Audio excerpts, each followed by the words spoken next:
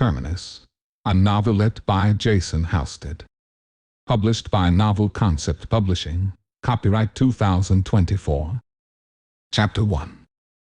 Ice crystals slice through the air on 60-kilometer-an-hour winds.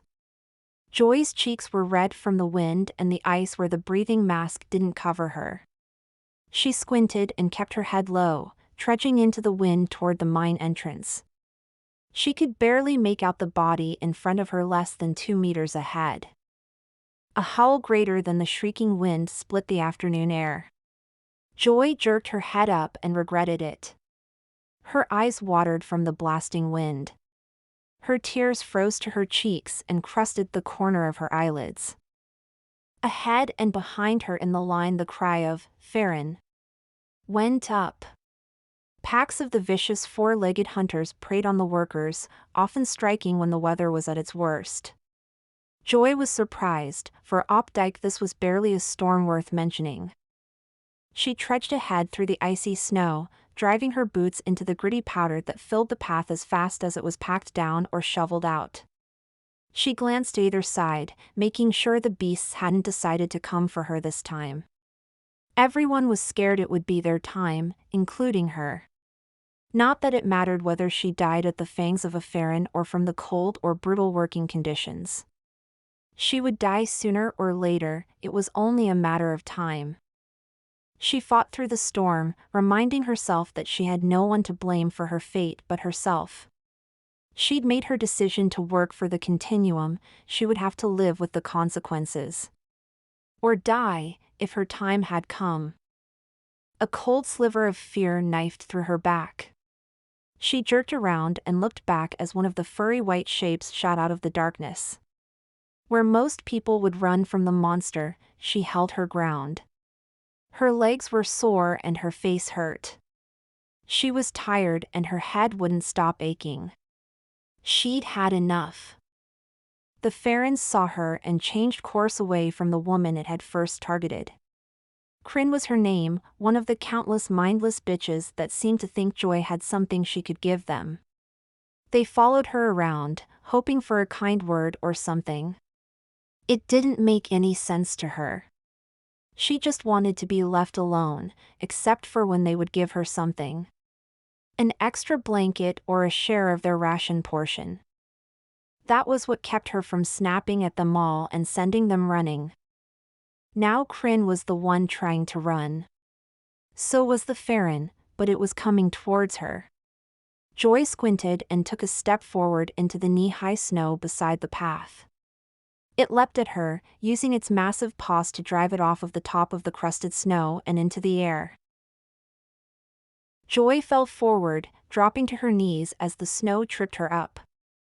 The Farron snapped at her, missing her hood by centimeters as it sailed overhead. Her face plunged into the snow and scraped against the crusted layer a couple of inches under the surface. She flailed and flipped over, gasping from the cold and the pain. The gasp was her second mistake. Her mask had been knocked to the side. Joy gagged and coughed as she struggled to breathe. Opdyke was a frozen hell of a world, plunged into an ice age thanks to greenhouse gases run amok. All natural too, there had never been a settlement on the planet, either human or otherwise. Her job, along with the other workers, was to terraform the planet. They even supplied the state-of-the-art breathing masks to scrub out the heavy carbon dioxide and excessive amounts of nitrogen in the atmosphere. She pulled the breathing mask back in place and lurched up out of the snow. She staggered and saw the Farron crouching low and snarling at her. He was about to pounce again. Too late, he had his chance and he'd missed. Today wasn't going to be her last day after all. She focused on the creature and channeled her pain and anger. She glared so hard she felt a fresh spike in her forehead. The Farron felt it too, or it felt something. It clamped its teeth together and whimpered, then took a step back. The four-legged hunter started to turn away from her, cowed and defeated. Its head swung away and was met by the whine of a discharging rifle. Fur and smoke burst into the air and were carried away by the incessant wind. The Farron staggered to the side and was hit again by the shape emerging from the swirling powder. The guard floated above the thick snow on his snowshoes and stopped over the thrashing body of the Farron he'd shot. He lowered his rifle and pointed it at the head of the alien Lupin before finishing it with a final blast that stained the snow with blood. Excitement's over. The guard snarled, safe and warm in his sealed cold-weather suit. He even had a helmet, although she knew they were bitter and resentful about the lack of repairs and supplies for their use. Every single guard complained that the electronics in their helmets failed within a month of being posted here. Anybody get dragged off? Joy lifted herself up and stared him in the eye. We're fine here. He grunted and turned to look up and down the line of stalled workers. Joy was near the end of the line, only 2 people were behind her. He waved his hand at them. All right, then get back to work. Joy shoved her hands in her pockets and turned away from the guard. His name was Liam and he was no worse of a prick than any of the others, but that didn't mean he was any better either. The guards didn't give a damn about the workers.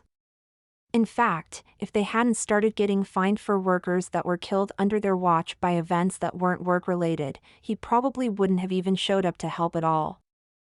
Not that they needed his help, she'd already scared the Farron off.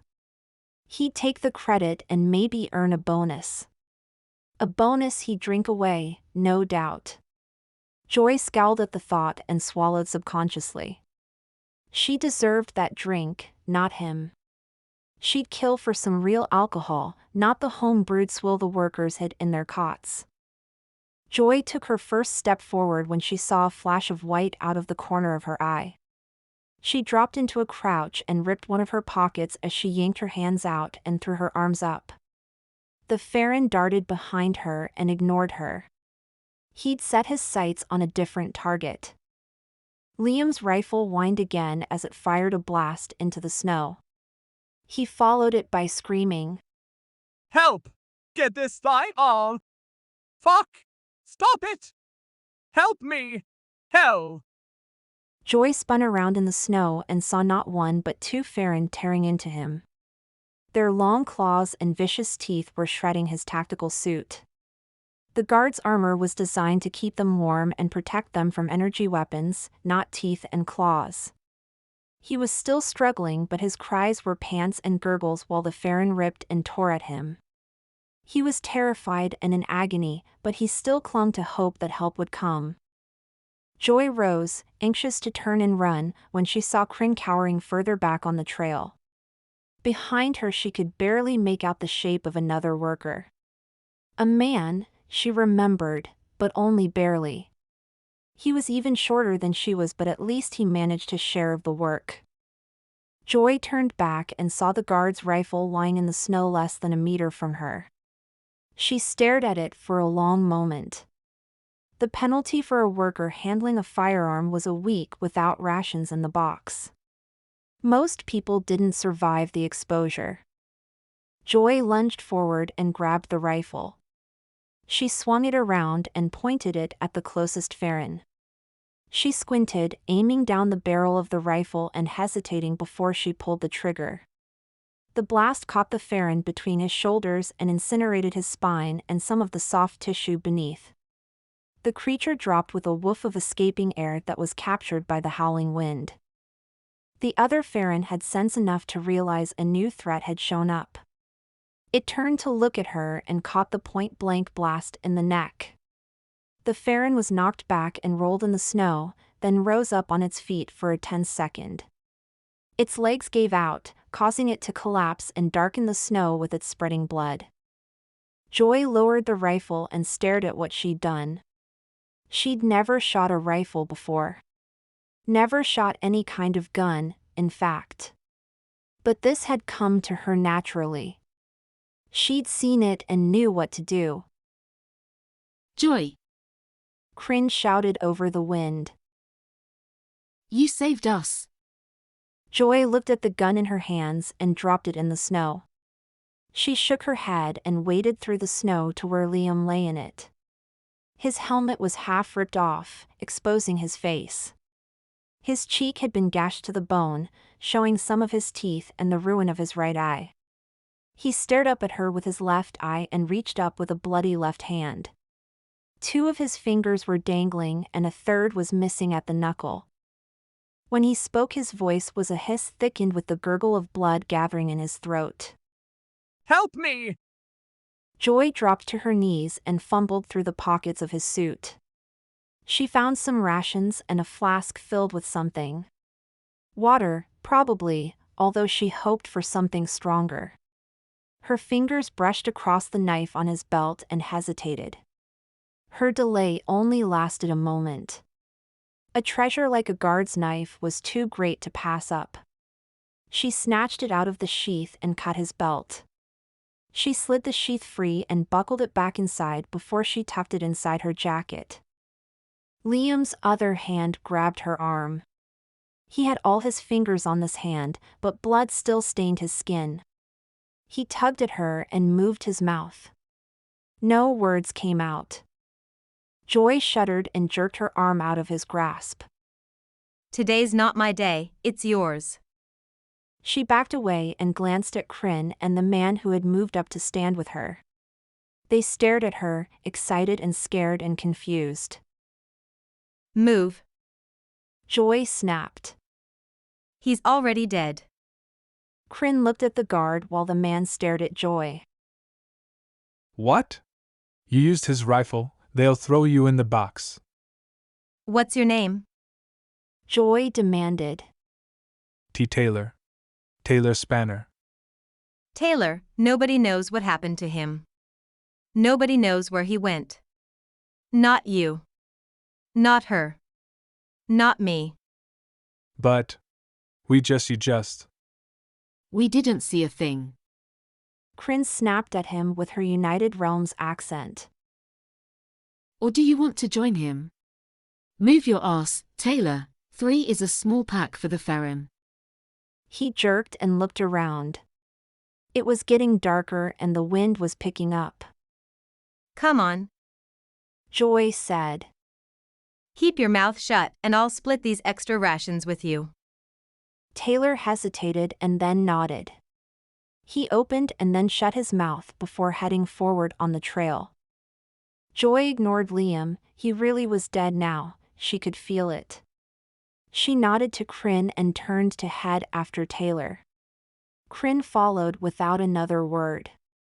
They trudged through the thickening snow for over a minute before a different cry split the air. The Farron could raise the hair on a person's arms with their howls. This sound put ice in the heart and had caused more than a few workers to soil their pants. Joy stopped and turned around. Cryn was watching behind them too. She turned back to Joy and spoke, her words laced with fear. Ice Dragon. Joy nodded.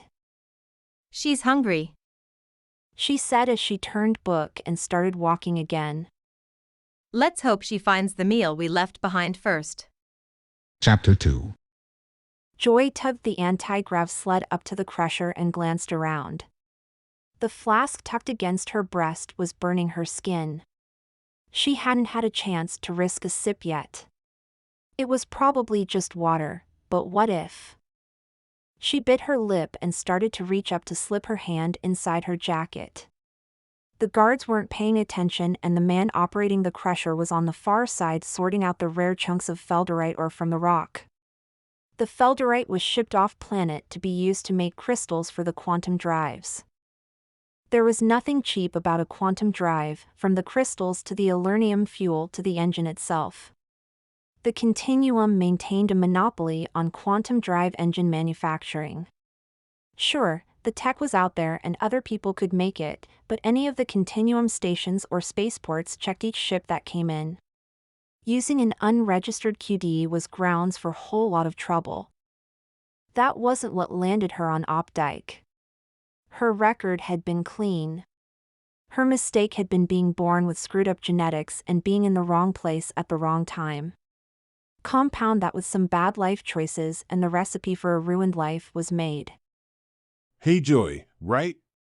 You better unload that sled before they see you standing around. Joy jerked her head up and saw the steel blue eyes of the crusher operator staring at her. Her bitter retort died in her throat. He wasn't being a dick, he was trying to help. She could sense it in him. She blinked and turned away toward the sled to hide the burn of tears in her eyes. She didn't want to know that he was a nice guy. She wanted him to be an asshole. Her shitty life would be easier if he was just another prick that she had to deal with. She grabbed the edge of the sled and tapped the control panel on it to change its operating mode. It flashed that the command was accepted, so she clenched her teeth and hauled up on the edge of the sled. It tilted up to the maximum 15 degrees, dumping rocks into the collector tray. A few bounced off the edge and fell on the ground, proof that she hadn't been focused in the first place. Fuck. Joy muttered when she leveled the sled and pulled it away. Most of the spare rocks were small, but there had to be one big one. She squatted down and grabbed the fist-sized rocks and tossed them in, then focused on the big one. Want some help? The operator asked. Yes, she wanted help. She wanted somebody else to pick the stupid thing up. She wanted somebody to gather the broken-up chunks of rock too. Maybe they could be the poor bitches forced to wade through the snow and ice and deal with the wild animals. Don't you have a job to do? She snapped at him, letting her anger get the best of her. She didn't look up, but she knew he held his hands up. Hey, just trying to help. I figure we've all got it bad enough down here. A little help can go a long ways to make each other's jobs suck a little less. She stared at the rock, not at him. She knew she'd stung him, but she didn't want to see how much. How dare he be nice? This wasn't a place for nice people. This was a place for criminals, thieves, and worthless losers came to work until they served out their contract or died. Most died. Why don't you worry about your job and less about who's sucking what? He stood his ground for a few seconds while the hurt turned to anger. Suit yourself, He said before turning away. Joy blinked again, forcing the moisture away before it froze again. The dig site was a few dozen meters deep by now and out of the worst of the wind, but it was still cold and filled with snow that whipped around in miniature tornadoes. She wrapped her arms around the rock and found grips that weren't coated in snow and ice. Her fingers were cold inside her gloves, but they'd been patched and reinforced enough that they still had feeling and strength in them. Strength enough that, with an audible grunt, she wrestled the rock up and slid it over the lip into the tray. Told you I didn't need any help. She said once she'd caught her breath. Her back was stiff and aching, forcing her to stand on her left leg and try to stretch her complaining muscles out. The pain and misery were nothing new, her shift was nearly over and she felt like she'd been run through the crusher by this time most days anyhow. He glanced her way and then turned away as the rocks started getting hammered apart by the powerful machinery. Joy grabbed her sled and turned away. The pile of rocks was waiting for her. A few more trips and her shift would be over. She could stumble through the snow then, chew her way through a ration, and seclude herself in her bunk as best she could. Then she could finally sample the flask and find a way to deal with all the shit around her. You okay? Cryn asked as she pulled her sled full of rocks up the ramp past Joy heading towards the crusher. You're walking funny. Fucking rocks are heavy. Joy muttered, annoyed at the attention. Be careful. Cryn said. Let me know if you need any help for later. Joy bit her tongue to keep from lashing out. Why did everyone want to help her? Nobody gave two shits about anyone else, but for some reason today everyone was looking up to her. Was it the Farron and the guard? Had Cryn or Taylor told someone what happened? They'd better keep it to themselves. That or what? There wasn't much she could do. Sure, She had the guard's knife tucked into her boot and pressed against her leg, but she didn't know how to fight with it.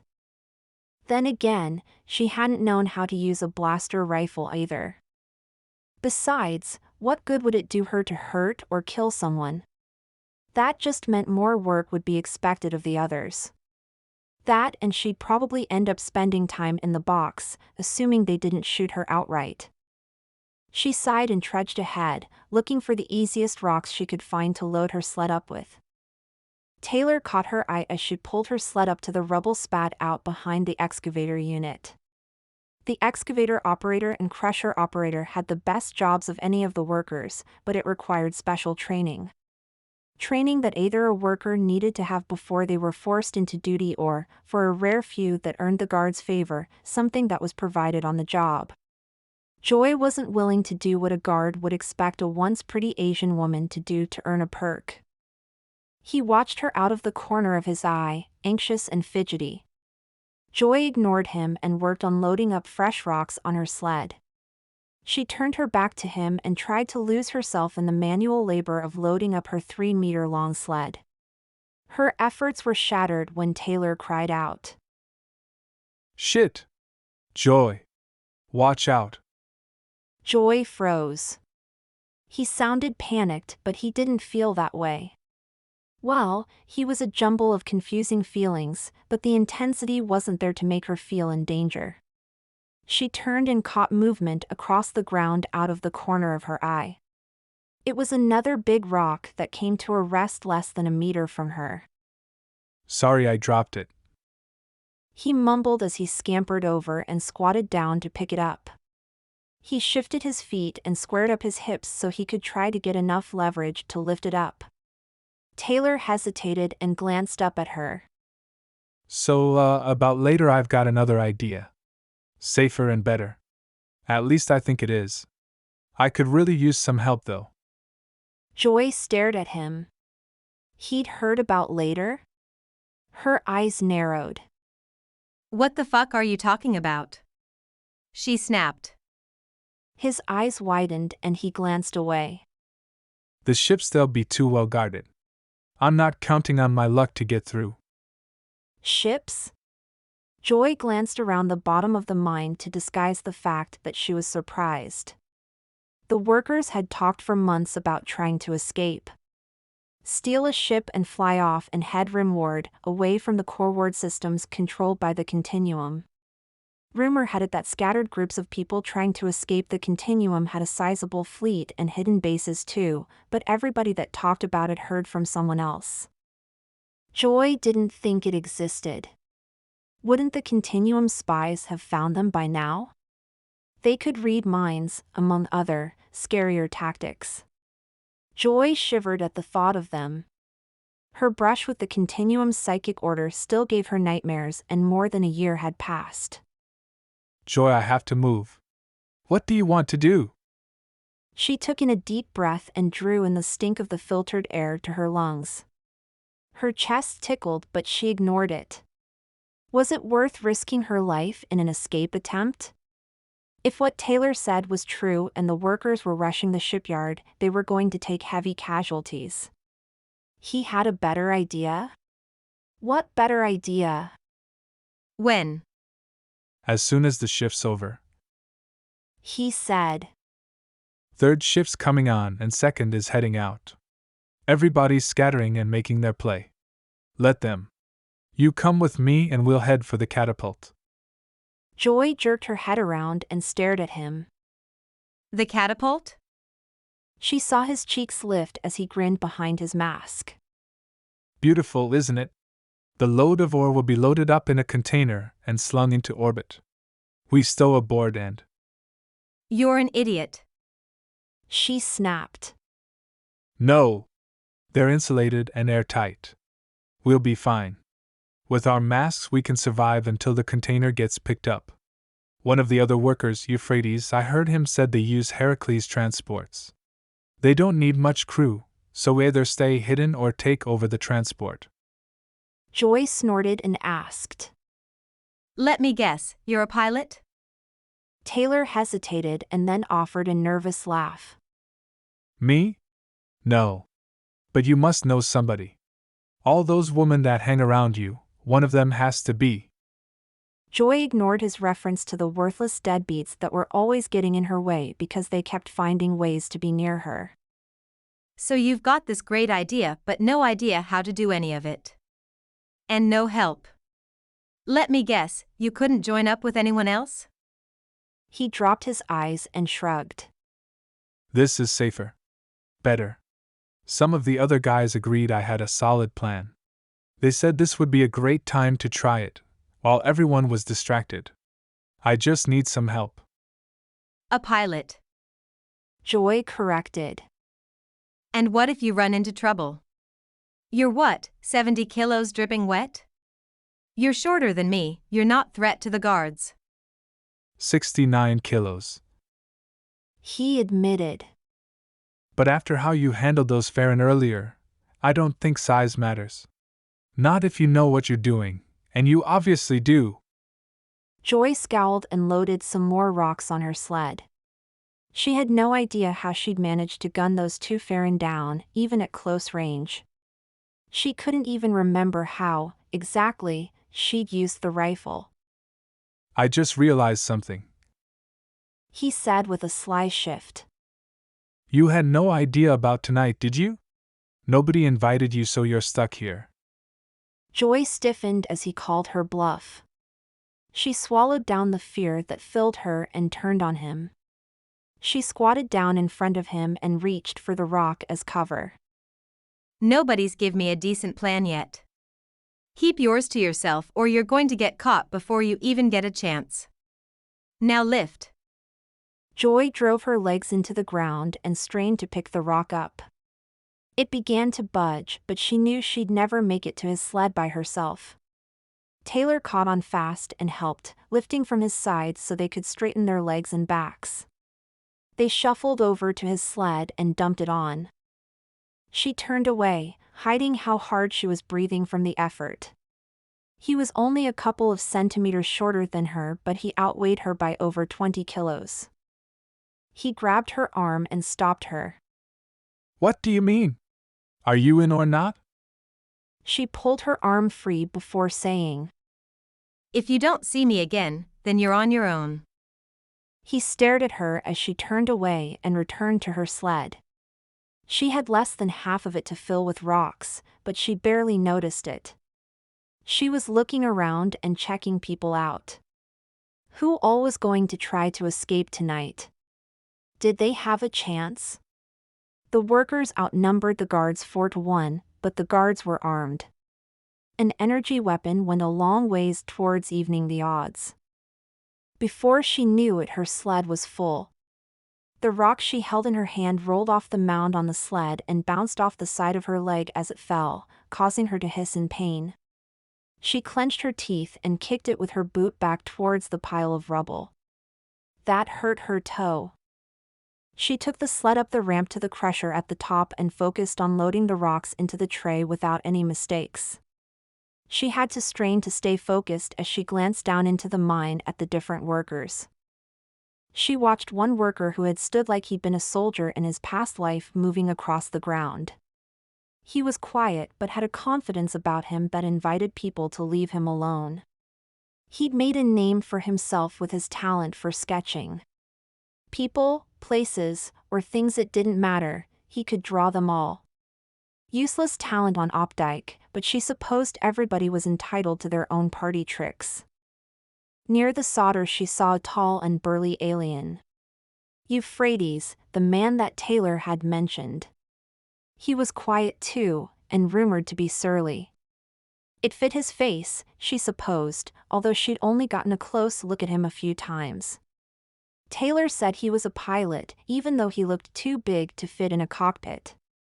Borellian ships were probably built with their crew in mind, but she still had a hard time imagining him piloting a ship. She finished unloading and saw the crusher operator watching her. He offered a nod this time. Before he could turn away, she returned it. His eyes creased before he focused on the ore and crushed dirt coming out of the machine. Had she made him smile? Did she care? She might if he was one of the people trying to escape. Out of excuses to study her fellow laborers, she turned and started back down the ramp. Along the way she saw Cryn approaching with her own load of rocks. Joy slowed as she approached and waited until she was in earshot. Hey, Cryn. Hey, Joy. You're looking better. Offers still open if you need some help later. Joy's eyelid twitched. Help later? Did that mean she was in on something? The first time Joy had guessed that Cryn was trying to pick her up.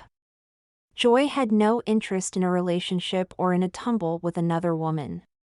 Or a man, for that matter. Relationships were way too complicated for her, let alone sex. Now she wondered, had she been mistaken? Joy lowered her voice so it could barely be heard over the rushing winds above them. Depends, do you know any pilots? Cryn stumbled, slowing her as she passed her. The taller woman caught herself and turned her head as she left Joy behind her. Yeah, me. Joy felt a rush of excitement. She nodded. Good. She called back to her. She kept moving back to the rubble, this time selecting a spot several meters away from Taylor. She wasn't going to risk him ruining anything by drawing attention to them. She could load up one more skiff, so they had a little less than an hour left. She had a pilot and a plan, even if she wasn't sure she trusted the people the plan depended on. She nodded to herself and began to load more rocks. The stiffness in her back and legs disappeared. One more hour until the rest of her life. Today wasn't her day to die, maybe it was her day to live. Chapter 3. Cryn tugged the hood on her coat, trying to protect her head from the blowing wind as she caught up to Joy. Hey, what's going on? You know about tonight? Joy asked her, hiding the fact that she knew almost nothing. Cryn nodded. A bit. I heard a lot of whispers about people planning a coup on the shipyards. The supply boat docked today and will be leaving tomorrow. That's a freighter and 2 escorts. Plus that brainfucker's ship while he makes his rounds. Lots of opportunity. Joy tried not to wince at the mention of the gifted. She knew the elite and feared Psychic Order sent someone to tour all of the work camps from time to time, but this was the first she'd witnessed at Opdyke. Guards and workers alike feared them. The gifted could do things to a person's mind. Terrible things. She pushed the memories away and said, Captain Ferris has to be expecting something. He's too much of an asshole not to be. Cryn agreed. Not exactly brilliant, now is it? That's why we're not going there. We're not. What are we doing then? And who is we, exactly? Cryn was putting the right amount of sarcasm into her tone to sound doubtful, but Joy knew she had her. She was too curious.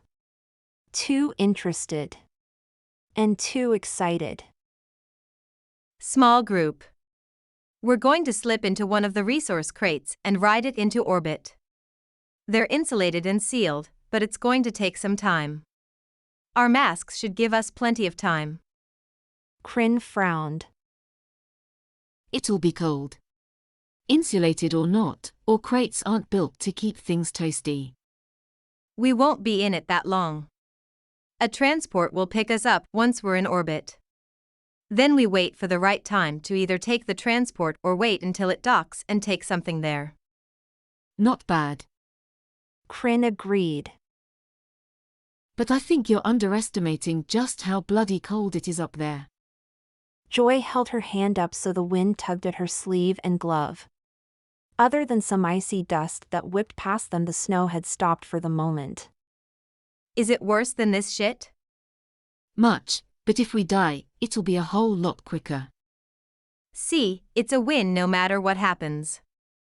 Cryn laughed. You're a nutter. Joy stiffened. Was she crazy?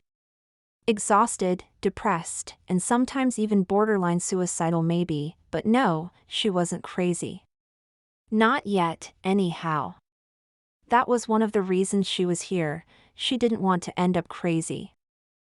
Okay, but we have to make sure nobody knows. Otherwise we'll be captured again and executed. Or worse. Worse? Like being sent back down here? Cryn shrugged. Maybe. Cryn said. So when is this bloody thing happening? Now. Joy stated and then explained. Shift change for the guards and the workers. We use the confusion to disappear and nobody realizes we're missing until tomorrow. You still haven't said who's in this with us. Assuming I agree to it, that is. You will. Joy told her without explaining how she knew. Taylor, that kid hiding behind you this morning? He's coming too.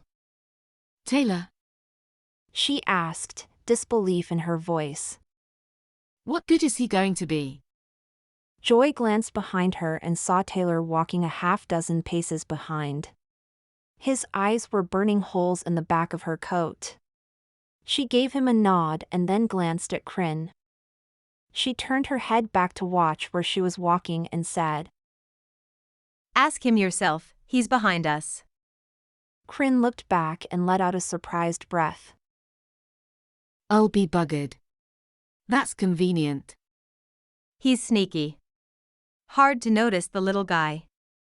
Cryn shook her head. Just me and Taylor, why? I mean, I didn't even know you knew he existed.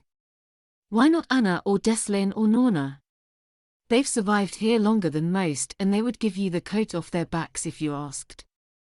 There's a few others that would do it too. I don't need a coat. Joy said, annoyed at the blunt way Cryn spoke. And I don't need somebody clinging to me or needing me to tell them what to do. Hey Cryn, I didn't know you could fly a ship. Cryn moved over as Taylor weaseled his way in between the two women. She glanced at him and nodded. There's a lot you don't know about me. His eyes widened. Okay, sorry for asking. Cryn frowned. Sorry, didn't mean to sound like a cunt. I had my own ship and did a lot of odd jobs until I got caught with a black market QDE. Taylor coughed and Joy slowed so she could turn her head and stare at her. You had your own ship? As in you owned it? Cryn hesitated as she returned Joy's stare. She nodded her head and looked away. I did. Joy could tell she didn't want to talk about it, so she let it go. Cryn was suddenly a much more interesting person. A person that owned a ship knew people. She'd have contacts and experience in different places. Picking her to help escape might have been her smartest, or luckiest, move yet. That's great. Taylor said, not picking up on the pilot's cues. Think you can fly a transport? We can go anywhere then. Cryn snorted. The transports that pick up crates are the same class as shuttles. Most have some armor, but they don't have quantum drive engines, only gravity drives. They're slow and we won't be getting anywhere but a station or a freighter, most likely. From there we'll have to figure out how to get away. The thought of waiting longer didn't appeal to Joy, but she didn't see a choice. They had to do something. Besides, if it went right no one would know where they were at. Captain Ferris would assume they'd been eaten by Farron or ran off into the wilderness to be eaten by Farron. The Farron had been fed well since the decision to terraform Opdyke had been made. All right, we're in. Taylor, what's the plan? Both women turned to stare at the shorter man.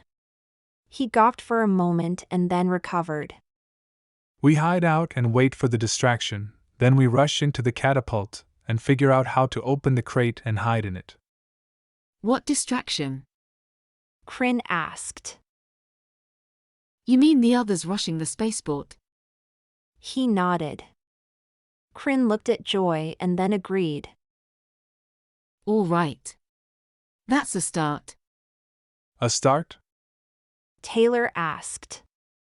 That's all of it. Cryn raised an eyebrow. We'll see. Where are we going to hide? Joy asked. The catapult is just ahead. And how are we going to get to it? The gods won't appreciate us leaving the line. Cryn pointed out. Wait for my signal and run.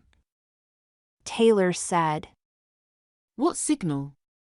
Cryn asked. You're going to do something. Joy accused. She narrowed her eyes and had a vision of a rock. Her eyes dropped to his hand in his pocket. All right. He grinned. Just keep walking. A few more meters, then cut through the banks of snow. We're all light enough we should be able to stay on top of the crust. Joy studied the terrain through her eye slits. Infrequent lights mounted on buildings or freestanding poles cast shadows across the plowed trail. Another trail branched off towards the catapult, but Taylor wanted them to ignore it and stay in the snow.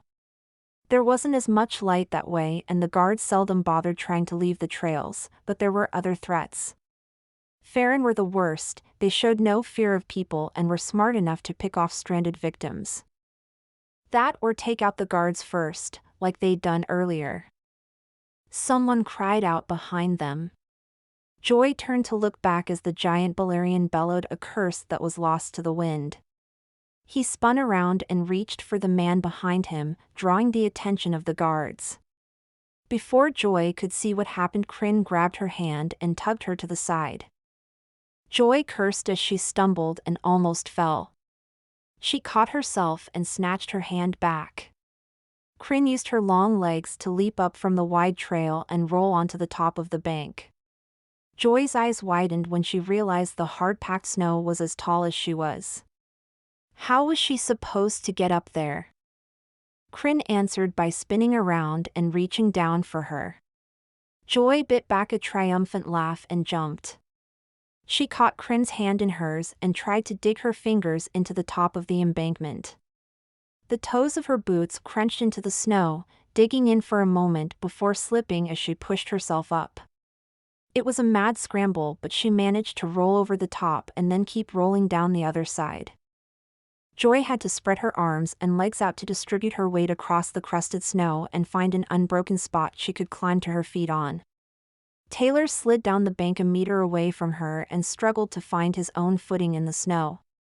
Cryn slipped down the short slope behind them and moved to Joy's left, finding her own spot on the snow. Joy froze, listening to the muffled shouts of guards. She thought she heard a rifle discharge, but it was impossible to tell with the wind shrieking in her ears. She glanced away and saw both of her new companions padding across the snow. She leaned forward and started moving after them, struggling to try and catch up with Cryn and her longer legs. She glanced at Taylor, wondering how he was managing to move so fast. His legs were as short as hers, but he pumped them fast enough to keep up. For her, the struggle was real. If she broke through the crust, she'd really be in trouble. The benefit of being so short, she supposed, was that she didn't weigh enough to threaten the crusted ice and snow mixture. Joy finally caught up to Taylor as she took refuge behind a scrub of a tree that was bent by the never-ending wind. They still had a dozen meters to the other side. The wire mesh fence that surrounded the catapult rose above the snow 2 additional meters. The fence was tall enough to deter the wildlife. Unless they were really hungry, then they'd been known to chew through the 4mm steel cables that made up the rectangular links. Joy shifted to move when Cryn grabbed her arm and pulled her back. A roving spotlight passed by, lighting up the short trees that broke through the snow. They remained hidden in the shadows of the tree. Shit. Joy hissed. I forgot about those. Cryn nodded and gestured for them to continue. They broke from cover and jogged across the tundra, taking wide steps to distribute their weight. Taylor beat them to the fence and crouched down against it. Over? Joy asked, cupping her hands in front of her mouth to try and keep the wind from sharing her voice with anyone downwind. I've got it. Taylor responded while fumbling with his jacket. He pulled something out and thrust it into the fence. Joy squinted, watching as he used both hands to work a pair of pliers through the wires and cut them apart one at a time. Where'd you get those? Joy asked. Taylor ignored her until he'd cut a line through the fence that they could crawl through. I found them. Sure. Cryn said. Kind of like I found my jacket. Now that she'd drawn attention to it, Joy used the excuse to look at Cryn's coat. It was thicker than hers or Taylor's, and it had a hood. One of the nicest she'd seen any of the workers use. Come on. Taylor said. Hurry. He held the fence open, letting Joy slide through and then drop down to the plowed lot. Cryn followed while Joy crouched and studied the lined-up crates and the massive electromagnetic slingshot that lofted the crates into orbit. Snow gathered in drifts around the crates and the open lot, but with only the wind driving it, the work from the last plow sled was holding up well. This way. Taylor said after he dropped onto the ground with them. He hurried ahead and ducked between crates. He kept moving, walking past two of them before he reached the one at the end. In here. How? Joy asked as she looked up at the rusted and pitted dark gray metal. Snow was plastered to two sides of it, building up as the wind continued its relentless push. The control pad's on the exposed side. Taylor said. I can get it open, but it's going to take me some time. 10 minutes at the most. You guys need to deal with the catapult operator and any guards. Quiet too, don't alert anyone or we're all dead. Joy and Cryn met each other's gaze. 10 minutes? Joy asked. Cryn's exposed eyes steeled. You should have told us this earlier. You could have told us where you got your coat. Taylor retorted. Cryn stared him down and answered. I made a deal with a guard. Taylor's eyes widened. A deal? You didn't. Relax, I didn't tell anyone about this. Cryn interrupted. Joy's eyes narrowed as she stared at the woman. You fucked him. Cryn jerked her eyes to Joy's and she admitted. I had to make a few payments. Except he was the one making deposits. Cryn's eyes widened and her cheeks darkened under her hood. Come on. Joy said to her. Let's see what we can see. Go when we give you the signal. Okay, what signal? Taylor agreed. Why does nobody want to commit to a signal? Cryn griped. Joy scowled. I don't know. Something. You'll figure it out. Okay. Joy knelt down and tugged her pants up her leg. The bitter wind pimpled her skin and sent a shiver up her leg and spine. She grabbed the knife and drew it from her sheath before tucking her pants back into her boots and straightening. You know how to use that. Joy looked down at the knife in her hand. It felt large and awkward. She shifted it in her hand and made a few clumsy stabs into the air with it. Cryn shook his head and said, Give me that. I figured you knew what you were doing earlier. I've never used a knife for anything but cutting food. Joy mumbled. She handed it to Cryn slowly. When we're done here. I'll give it back, I promise. Joy eyed her for a moment and then nodded. She trusted her. She made a habit of not trusting people, but there was nothing about Cryn that set off any warnings in her. She wasn't kissing up to Joy like some of the other women did, but at the same time Cryn was working with her and felt genuine. Come on. If we run into trouble, you distract them and I'll take care of them. Joy hesitated and then nodded. She had a vision of Cryn thrusting a knife into a guard's back and shivered. Joy had ignored the dying guard earlier, tormented him a little even, but there was nothing anyone could do to save him. She hadn't killed him. She'd never killed anyone. She shook her head and followed Cryn back around the crate, and then they jogged across the 2-meter opening between the crates and the catapult. They walked in a crouch along the edge of the base of the launcher. Cryn motioned for Joy to pass her before they reached the control office. Joy stopped at the corner of the office.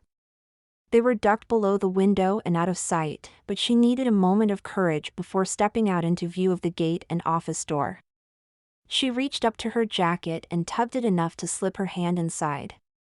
The snow on her gloves chilled her chest when she scraped around inside her shirt and found the flask. What's wrong? Joy started and yanked her hand out. Nothing. She responded. She fixed her jacket and took a deep breath. Just listening. Well, hurry. Joy nodded and closed her eyes. She took another breath and listened. The wind howled past, dominating her senses and locking almost everything else out. She could still feel Cryn behind her. She was anxious and nervous, but excited and hopeful at the same time. And something else. A warmth? Joy lost her focus for a moment, surprised by what she'd felt. In that moment she heard something else. Someone else. Joy snapped her eyes open. She turned and pressed her mask next to Cryn's cheek. People are coming. People. More guards. Joy hesitated and shrugged. I don't know. I heard them. Too. Cryn nodded and said. We can do this. Joy bit her tongue. She'd felt both of them, and they were both scared. Why would guards be scared? Afraid of running into Farron, maybe? The ice dragon attacks were rare, but the wind had kicked up enough that maybe a Farron attack wouldn't be out of the ordinary. How? The jobs I used to do. Cryn said. They weren't just delivering packages or anything. I was a bounty hunter. Joy's eyes widened. A bounty hunter. Next to her. The kind of person that made money killing and capturing other people. Not just any people either, they got an extra bonus for people like Joy. Relax, I lost my license when they took my ship. I'm not going to turn you and Taylor in for trying to escape. I'm doing it too, remember? We're on the same side. Joy hesitated and nodded. She turned away, hiding her face while she tried to slow her heart down. We can't wait for them to leave. Cryn said from behind her. I can take them, I know what I'm doing. But I need you to distract them. Nothing much, just let them see you, but don't let them shoot you. Joy stiffened. Shoot her? Hell no. She struggled to control her panting and slow it down, then she nodded. They were almost there. A few more steps and they'd reach the door. The best time would be when they were opening the door. Then they could get inside without any fuss. She just had to. Just a moment while I open this for you, sir. Joy swallowed and scooped up a handful of loose ice and snow in her hand. She rose up and stepped around the corner of the building. The guard closest to her had his back to her and the other was busy fumbling with the control panel on the door. The third man had a long and expensive cold-weather military jacket on. They were designed to protect against the weather and provide some defense against energy weapons. The thick padding would offer a little protection from a Farron's claws or teeth, but not for long. The man in the jacket turned slowly. He wasn't wide enough to be Captain Ferris, nor did she recognize him from any of the other officers at the camp. A pilot, maybe? Or Joy's eyes fell on the patches sewn into the front of his jacket. The patches designating him as one of the gifted. This was the man they'd sent to inspect the camp. His eyes widened when he saw Joy. He reeled back in surprise, but it only lasted a heartbeat. His eyes narrowed as the guards noticed her and began to turn. Joy flung the snow in her hand at them, sending a cloud that pelted them in their faces. With their helmets on, the snow did nothing but buy her another second of time. The gifted had no helmet, only a hood and a breathing mask. He grunted and stepped back, bumping into the guard that had opened the door. Cryn burst around the corner and leapt into the unoccupied guard. Her knife plunged into his chest, cutting through the energy-dispersing filaments with ease. It kept going into his chest and grated off a rib before burying into his left lung. Cryn caught him with a left cross that twisted his helmet on his head and knocked him back into the wall of the office. He slid off the knife and collapsed to the ground. Blood spurted out of his chest and ran down his armor, freezing to the uniform within seconds. Cryn's next move was to scream. The gifted had recovered and leveled a sweeping glare across both of them. Joy felt the power of his mind as it slipped across hers. She felt dirty from the touch, but her defenses had been in place for over a year now. Cryn staggered back a step and collapsed to her knees. The gifted turned back to Joy and focused on her. His eyes twitched as he strengthened his mental assault against her. When Joy's defenses held against his simple assault, he spoke a simple word. You. Joy glanced at her new friend, but Cryn was barely conscious. Joy held the gifted's attention, but the initial assault had caught Cryn so off guard she was still reeling. You're coming with me. He said as he reached inside his jacket. No. Joy shouted. He was going for an inhibitor. It was a headband that jabbed into the head when worn and screwed into the skull. Any attempts to utilize the parts of the brain that controlled psychic activity were punished. Brutally. Inhibitor or not, she was no match for a trained gifted. He'd used simple attacks against her so far, attacks that were easy for him because they required his targets be helpless. She wasn't helpless, but he could easily switch to another trick that would overwhelm her. She couldn't give him a chance. Joy jumped forward and slammed into the surprised gifted. He staggered back into the second guard again, tripping them both up. Joy went down with them but stayed on top. She let go of her panic and flailed at the psychic, slamming her fists into him over and over. He tried to block with his arms, but she'd pinned one of them between them. The other she smashed as much as she did his face and chest. The trapped guard managed to push them both away enough that they slid off. Joy grabbed the gifted's head in both hands and slammed it down into the frozen ground. He grunted a puff of air into the air that was swept away by the wind. She picked his head up again and smashed it down, then went to do it a third time when she was kicked in the side and sent rolling. You're dead, you crazy bitch. The guard snarled as he bent over to pick up his rifle. Cryn leapt from her kneeling position and tackled the guard from the side. His rifle went flying as he fell under her assault.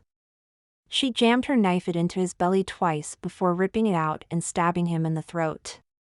She didn't stay to watch his blood stain the ground under him as he died. Cryn turned and stepped through the open door into the office.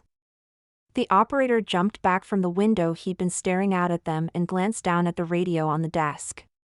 His eyes went to Cryn and then back to the radio, judging if he could make it in time. Cryn took the option away from him. She stepped forward and swept the radio off the desk and back into the corner. She turned back to him as he held up his hands. I won't tell anybody. I promise. I'm going to hold you to that. Cryn said as she took another step closer to him.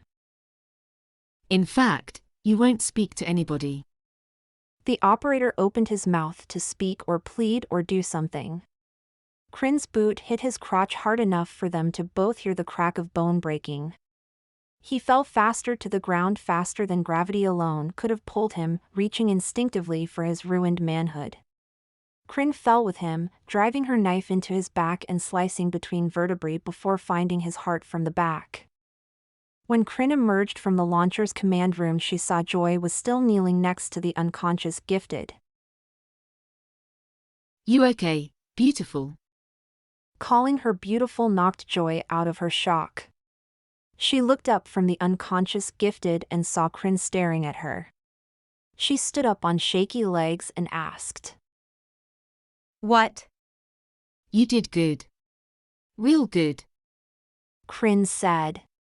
She held the knife between them, low and not threatening, but ready to lift back up. Why didn't he drop you like he did me? Joy glanced back at the psychic and shook her head. She couldn't tell her the truth, not and still get off the prison planet. He went for you, not me. I barely felt it. Lucky. Felt like I'd been stripped naked and dropped in a felderite smelter. I knew what he was. Joy couldn't stop herself from explaining. The patch on his jacket, that's what they wear. Cryn turned enough to look at him. She nodded. Good eyes. He'd have stopped us right quick. Joy swallowed the lump down in her throat. No chance. She said. She'd never let them touch her again. She reached out. Knife. Cryn held it for a moment and then flipped it over and handed it to her. I'll grab one from the other guards. Rifles too, they won't need them. Joy stared at her knife for a moment.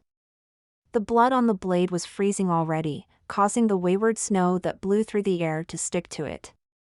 She turned back to the psychic she'd defeated and knelt over him. Without hesitating to think about what she was doing, she pressed her knife against his throat and sawed it back and forth until blood spurted onto the ground and sprayed into the air in a mist that froze in the wind. Chapter 4. Joy stared at the man's throat as it formed bubbles with each gasping breath. The raw flesh reminded her of a picture she'd seen of a steak one time.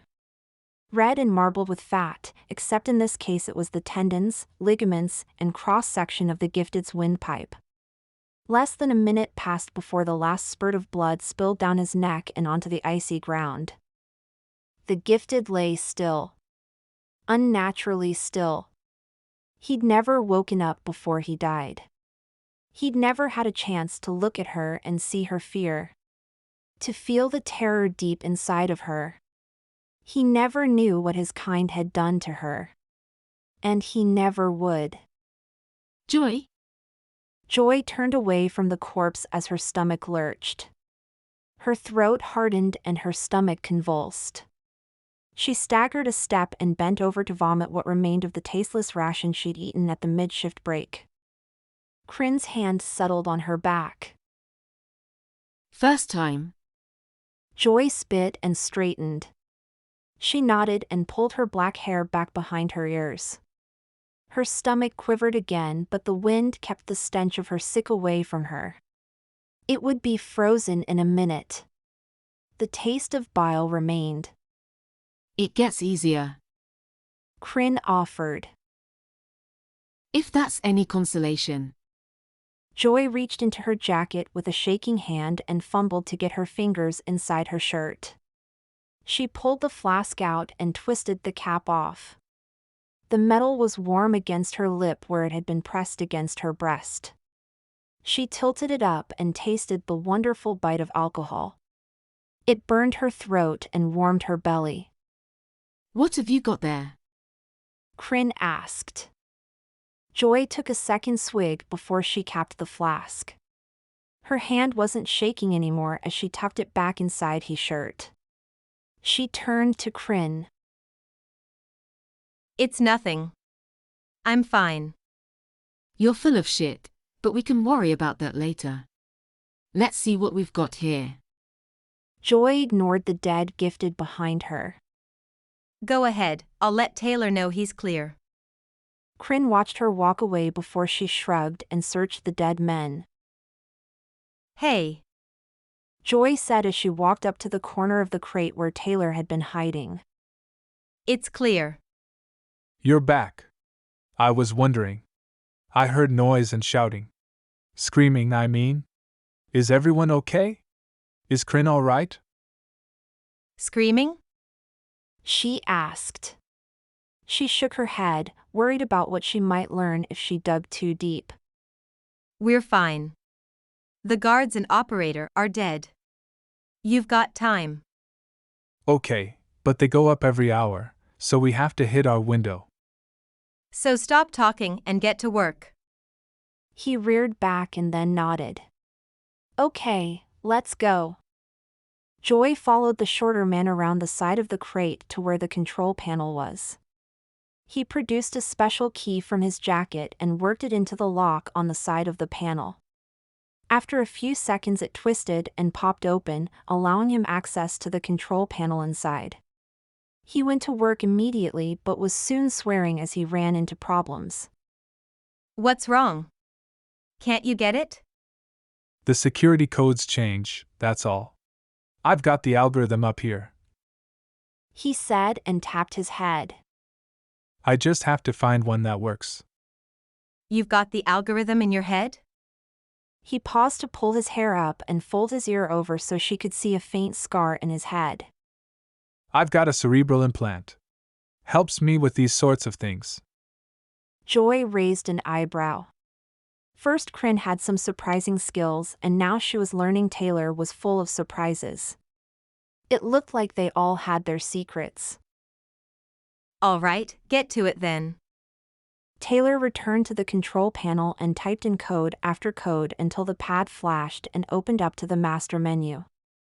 Yes. He hissed and pumped his fist in victory.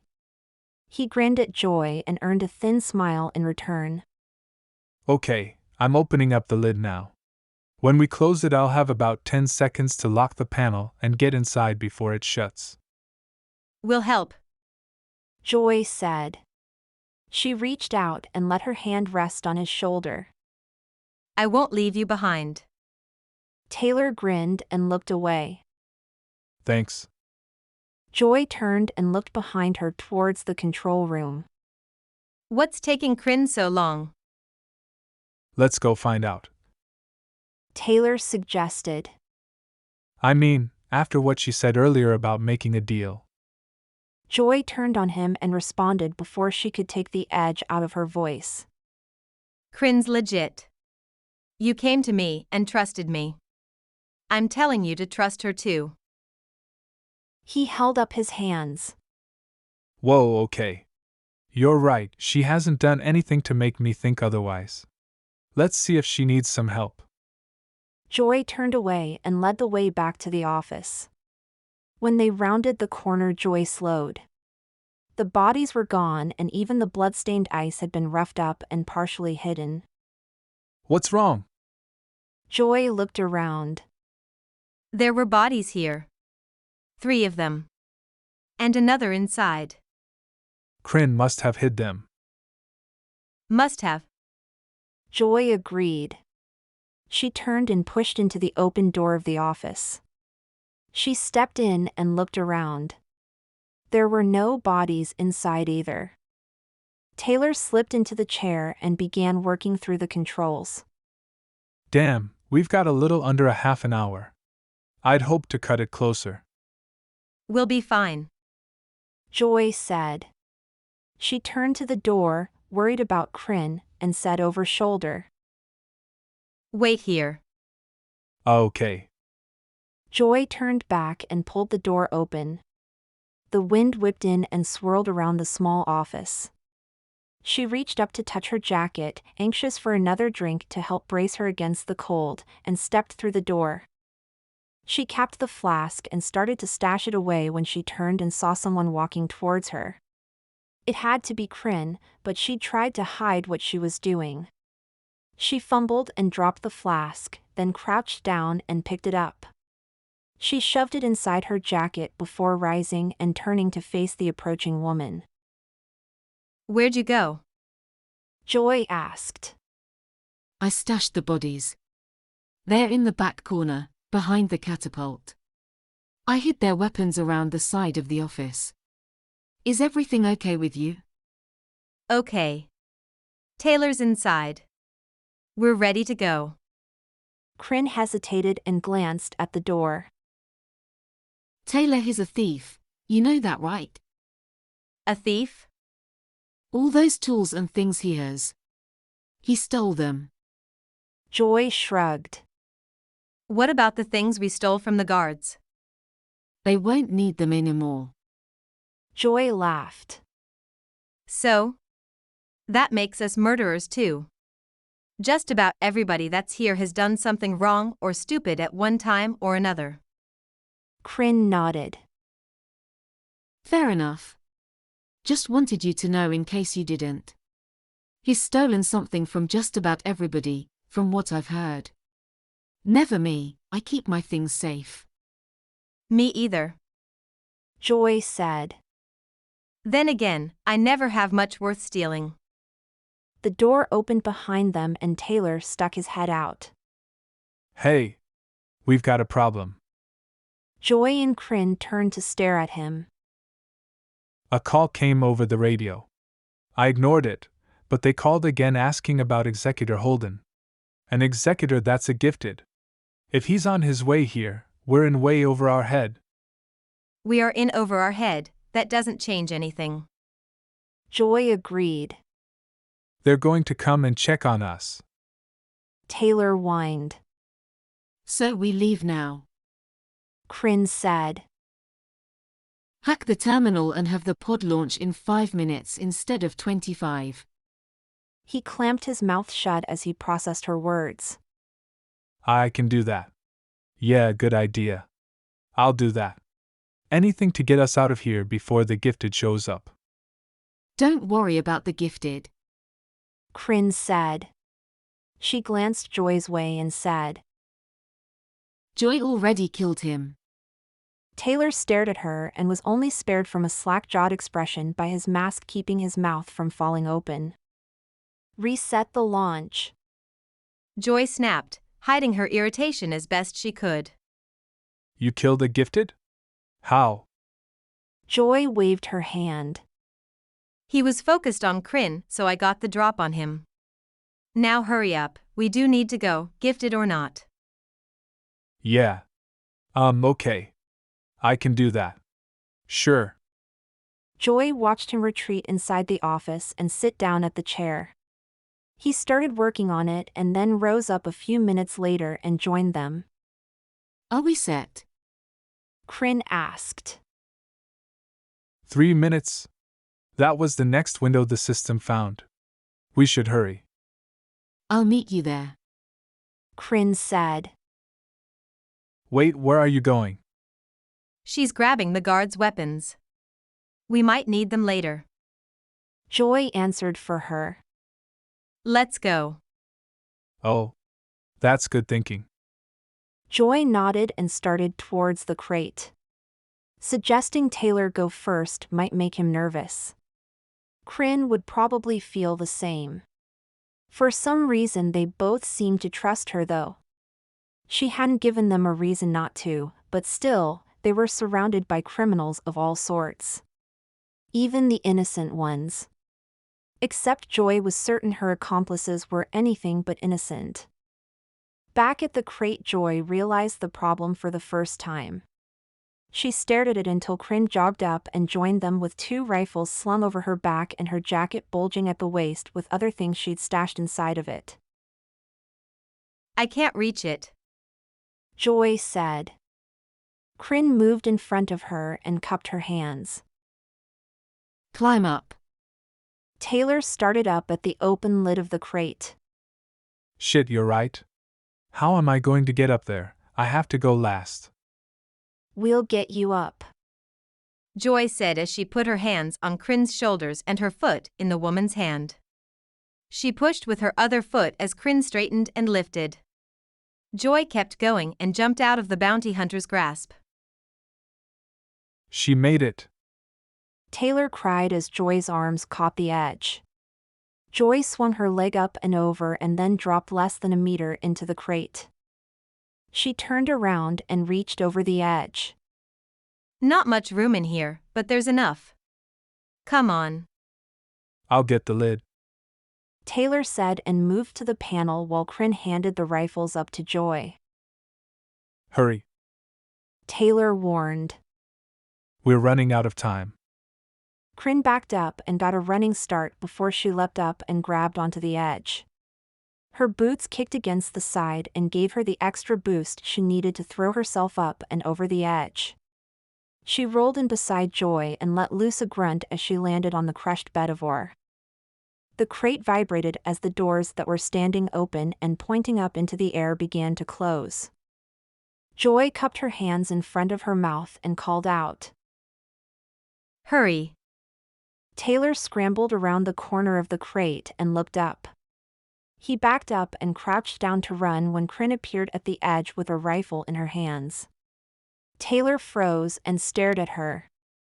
Joy felt the wave of fear rush over her. Her eyes widened as she realized what he thought. She leaned forward and shouted at him. Grab it. Taylor shook his head and scrambled forward. Instead of running and leaping, he grabbed the rifle's barrel with both hands and put his foot against the side. Cryn pulled while Taylor tried to walk the side of the crate up. When he was far enough to reach, Joy grabbed his coat and pulled in an attempt to speed him up. Cryn cried out as one of the doors hit her shoulder and forced her down. She fell back and lost her grip on the rifle. Taylor teetered on the edge and started to fall back, but Joy jammed her feet into the inside edge of the crate's wall and pulled him back. He fell forward and crashed on top of her, softening his landing with her body as the pair of doors came to a rest and sealed with a clang that vibrated through the entire crate. Chapter 5. Oh fuck. Taylor whimpered. Get off me. Joy snapped. I can't see anything. I think I fell on the other rifle. Cryn complained. Taylor's voice rose. I can't breathe, oh shit. I can't breathe. Calm down. Cryn snapped. Ow. Something hit me. Are there animals in here? Oh shit, we're not going to. Shut up. Cryn shouted. Her voice reverberated in the small area, hurting their ears. It worked though. Taylor stopped whimpering. I hit you. Now get off of Joy and just relax. It's going to be like this for a while. Try to calm down. We're all here and nobody's going anywhere. It's dark and tight, but we've got enough air to last at least half a day. Maybe more, depending on how tight the rocks are packed. Taylor whimpered again, but he shifted his body and managed to squirm off of Joy without putting his hands on her in too many places. He moved around on the oar trying to find a comfortable position and stayed close to Joy. Joy, are you okay? Cryn asked. Joy squeezed her eyes shut and pulled in a deep breath. She held it for a count of 5 and let it go, then repeated. It was one of the few mantras she had that helped her block out the madness of the universe around her. Joy? I'm here. Just resting. I didn't hurt you, did I? Taylor asked. No, I'm. Joy was cut off by a new clang that rang through the crate. Before they could ask, the crate shifted and moved, lifting up in the air and then swinging around. We're being loaded into the launcher. Taylor said. Last chance to back out. Cryn said. We lost that when the doors shut. The crate jerked again, pressing them into the oar as it was set into the launcher's cradle. Any second now this might suck, hold on. Cryn warned them. Why? Before Cryn could answer Taylor, they heard a muffled beep inside the crate.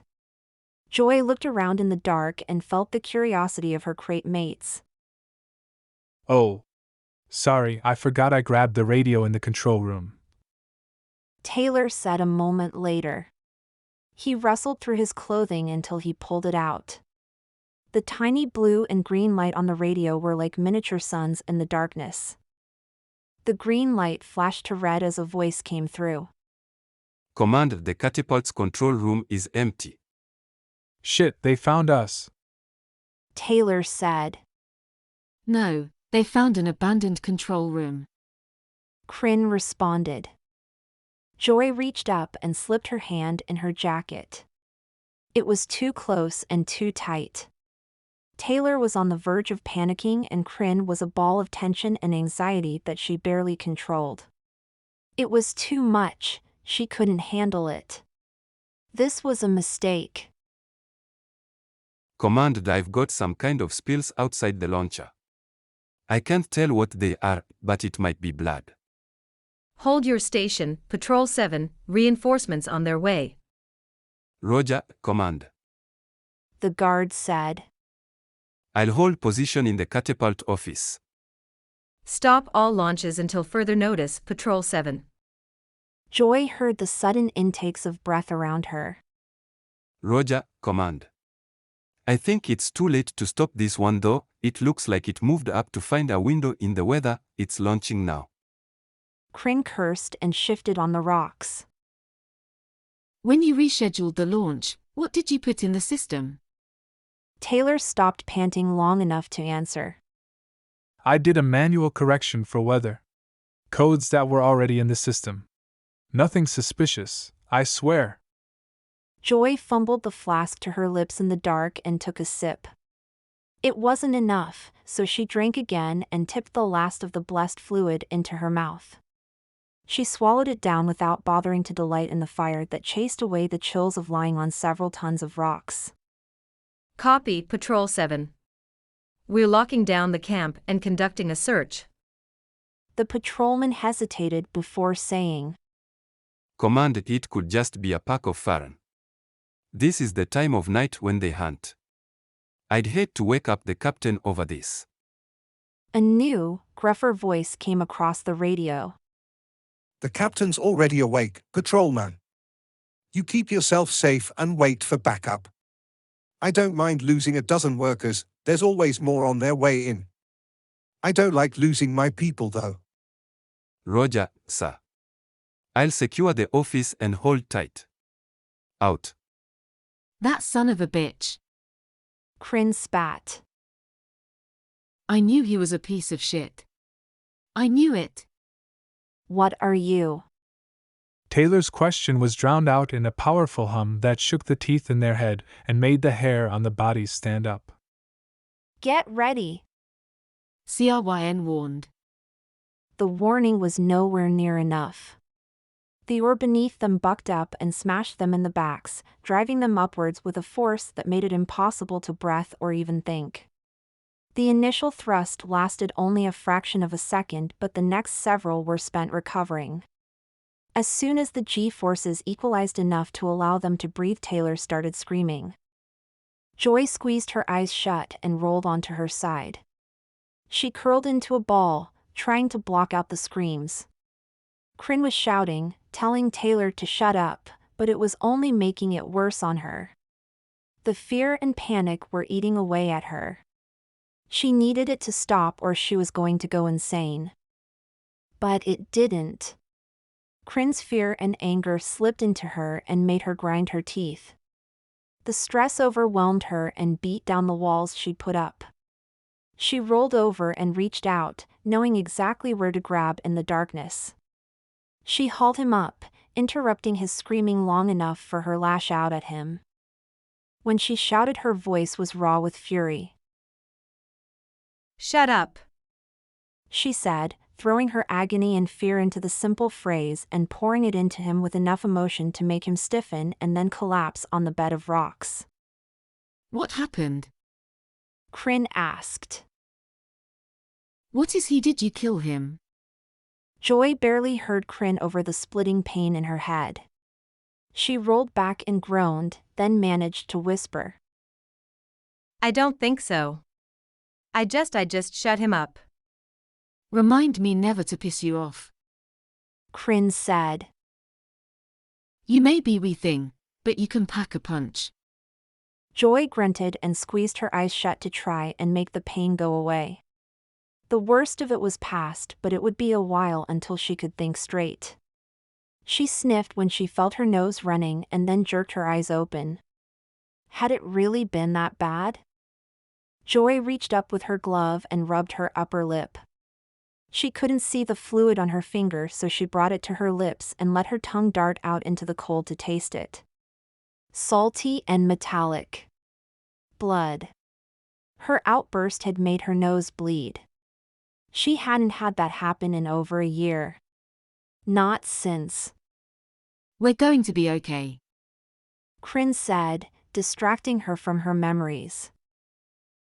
I already feel lighter. We'll be in orbit soon. 10 minutes, maybe less. Then we wait. Wait for what? Joy asked. For somebody to pick us up and shoot us? They know what we did or they will. They thought Farron got the guards. There was supposed to be a distraction. The others were going for the ships, that's what Taylor said. They were. Cryn agreed. I was invited to go with them. Why didn't you? Honestly. Joy hesitated. I don't know, I guess, yes. I like you. Joy rubbed her nose again and made sure the bleeding had stopped. I'm not looking for a girlfriend. Cryn laughed. That's not what I meant. I trust you. I don't trust any of those other people. Maybe you shouldn't trust me either. Cryn's clothing rustled. Had she shrugged or moved closer? Maybe, but I do. I don't trust easily. Remember my line of work, former line of work, I mean. So 10 minutes to orbit, then what? 5 now, give or take. Cryn corrected her. Then we wait to be picked up. I think we'll be okay. I'm glad you knocked Taylor out. He was sucking way too much oxygen with his panic attack. Joy nodded and regretted it. Her head wasn't ready for that yet. He was too loud. I couldn't take it. I hope I didn't hurt him though. Cryn's clothing rustled some more. I took some of the rations the guards had on them. Do you want anything? A little food might help.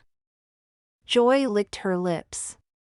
The food she'd eaten hours ago she'd thrown up. Good idea.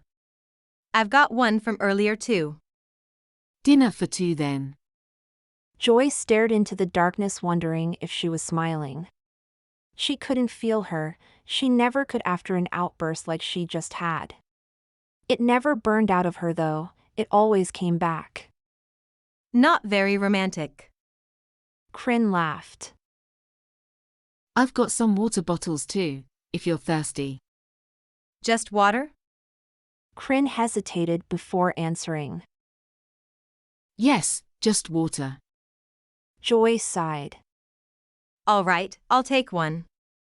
Cryn reached out until she touched Joy's side.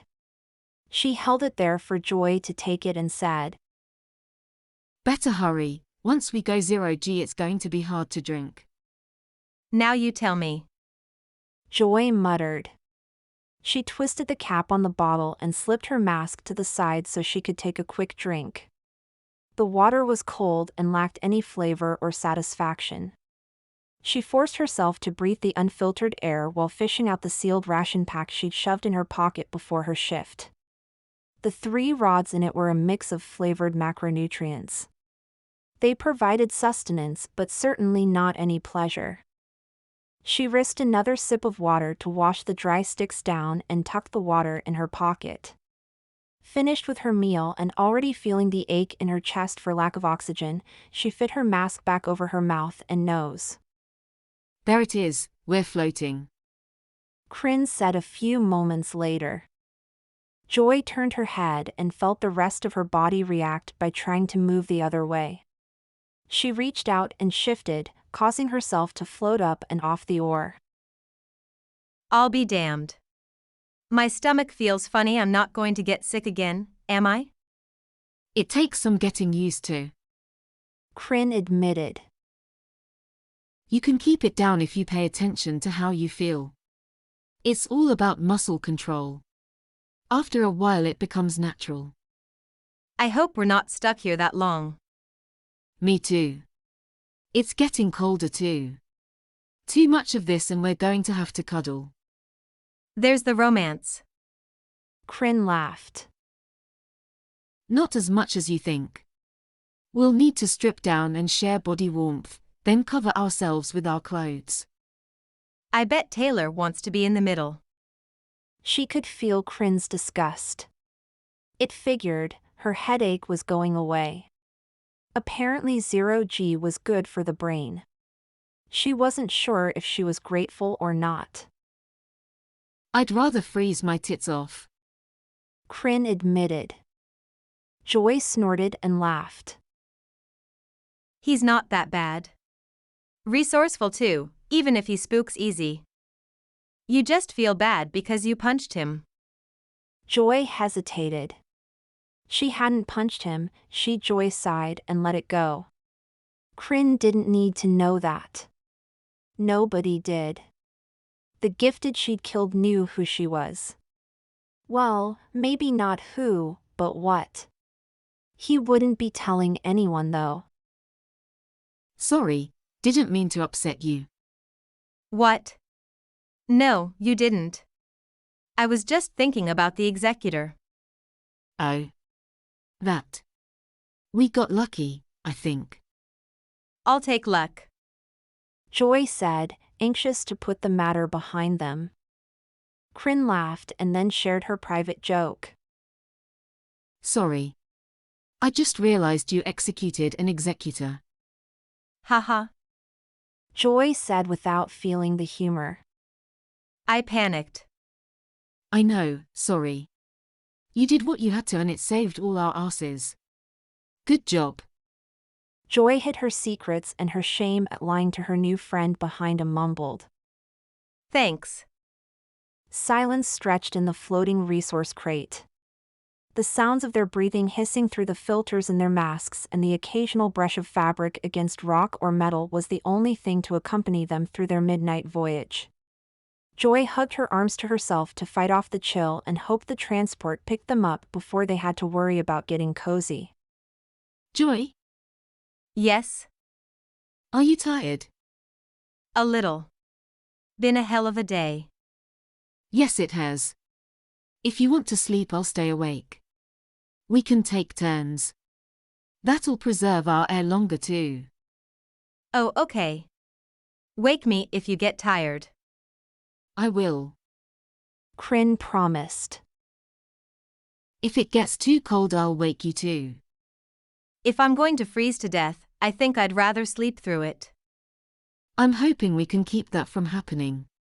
Funny how great this idea seemed down there. Anything was better than that.